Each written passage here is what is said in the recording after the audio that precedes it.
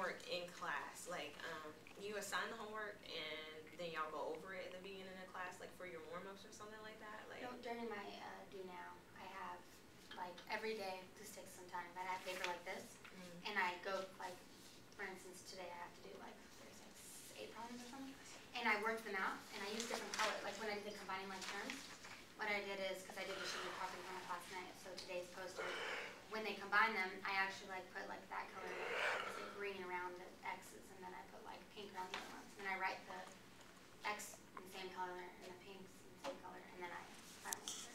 And I put that, they just, when they're done, they're doing after stamp everyone's homework, they go, like I pull it down and they all check their homework.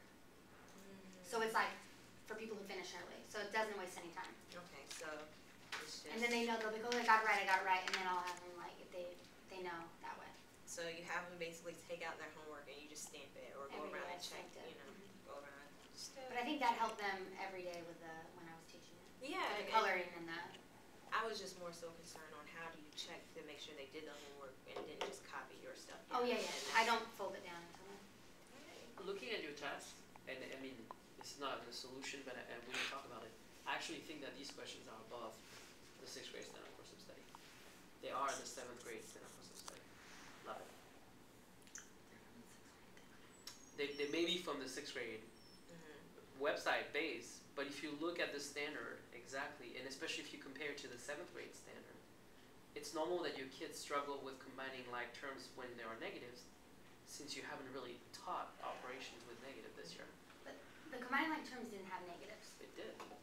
No, like it says 12x plus 2 take away 5x, so you were just doing 12x minus 5x, but it wasn't like. Show me the. The only problem that was like 7th grade was the number 44 on the back. And that was just a thing of looking at the operation. Okay, so you just made sure that if there was a subtraction, then you wouldn't get a negative number. Yes. Is that correct? Yes. Okay. All of the answers are positive. Even the one Shay's referring to has a positive. Then I'll take it back. I'll take it back because yes, 7th grade would probably take it this way. But the thing I want to give you kudos for, because before we move to this one, is the rigor of this question for 6th grade. Because I wasn't necessarily expecting you guys to go ahead and choose the one where it would be distributed property and combining. The verticality that I can give you is 7th graders and 8th graders are currently struggling just with that. So it's no surprise that our 6th graders at the beginning of on their path toward algebra are still showing some gaps on there. Doesn't mean we don't need to work on it, but to put it in perspective.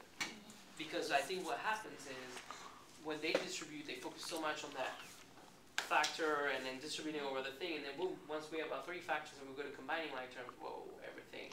Because it's a different set of rules all of a sudden. We don't do the same thing. But so never mind. Go back to what you were saying about solutions or how you taught it before. So Teaching strategies? yeah, teaching strategies. So a strategy that Bruton and I used when we had actual hands-on type activity where the students took a sentence strip that had the algebraic expression, and then we had already cut out shapes that had the integers and the operations, and they had to move the shapes to line up the like terms, and then from that they had to solve it by combining like terms. I'm probably not explaining it all the way. No, I know. No, you have the shapes going around them. And so that was a strategy that we used. We just took the hands-on approach. How'd you teach it? Do you do a lot of modeling first, or do you kind of like make them think first?